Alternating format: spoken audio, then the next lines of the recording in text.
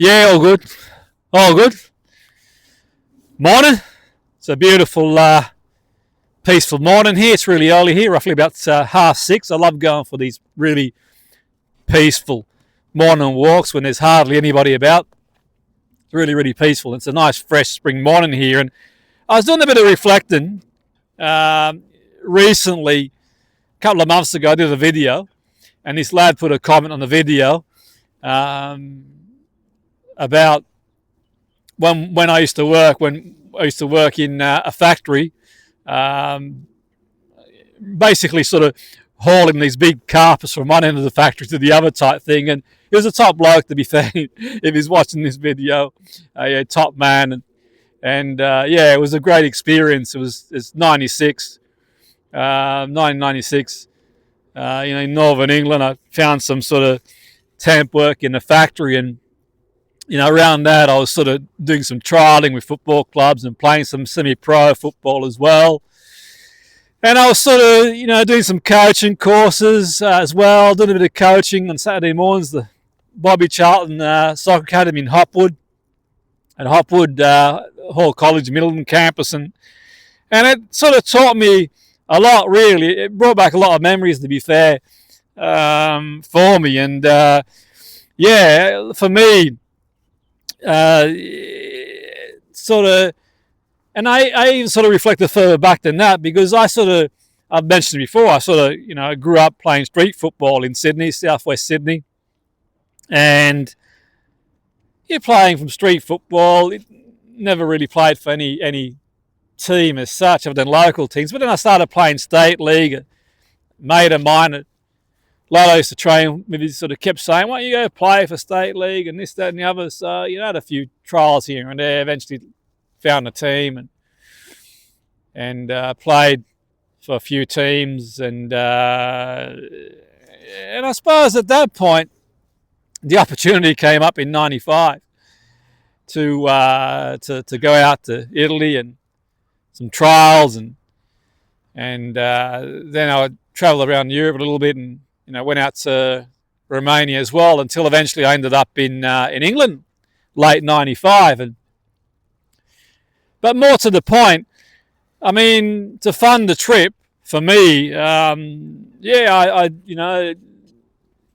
playing a bit of state league and trying to find my way in the world, doing different courses and doing my own independent learning, and at that point there was no like GPS and social media clips and high-tech sports science. You just had to find your way.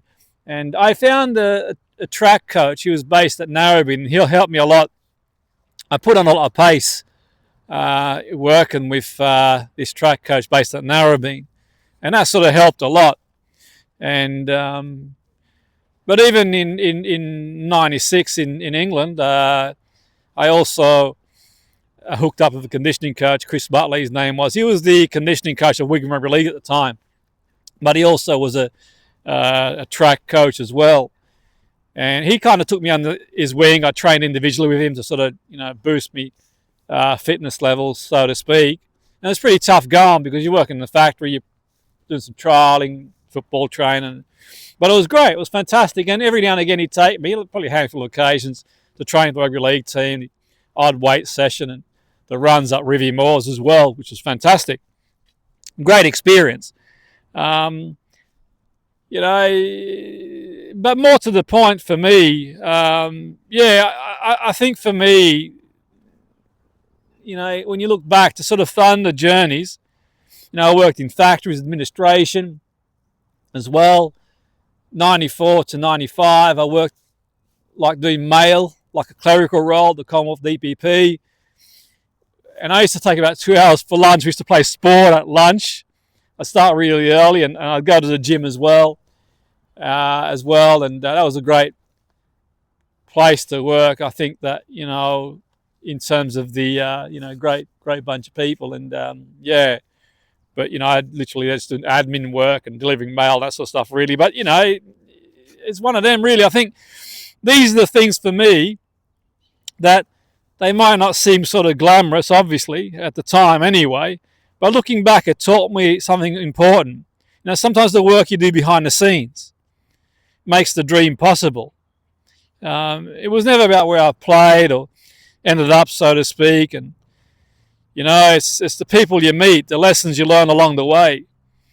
And the game shaped my thinking, and the journey mattered as much as the destination, so to speak. I'd sort of end up, eventually, working with players individually, and then working in team environment as performance coach and conditioning coach and that sort of stuff, and then end up in academia. And now, obviously, in academia, lecturing and so on and so forth. But I think for me, it's looking back, it taught me something about commitment. At the time, it was simply practical. I took those jobs for a reason, to save money so I could pursue football. At the time, it was just practical. But looking back, it taught me something about commitment.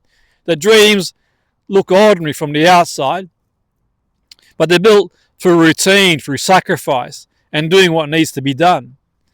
It's through those experiences that gave me appreciation of what hard work and perspective is. They also reminded me that the dignity in every stage of the journey. And that lesson shaped itself, throughout my sort of career as a professional and sort of personally as well. So, yeah, look, I'm not giving anyone advice or making suggestions or whatever else.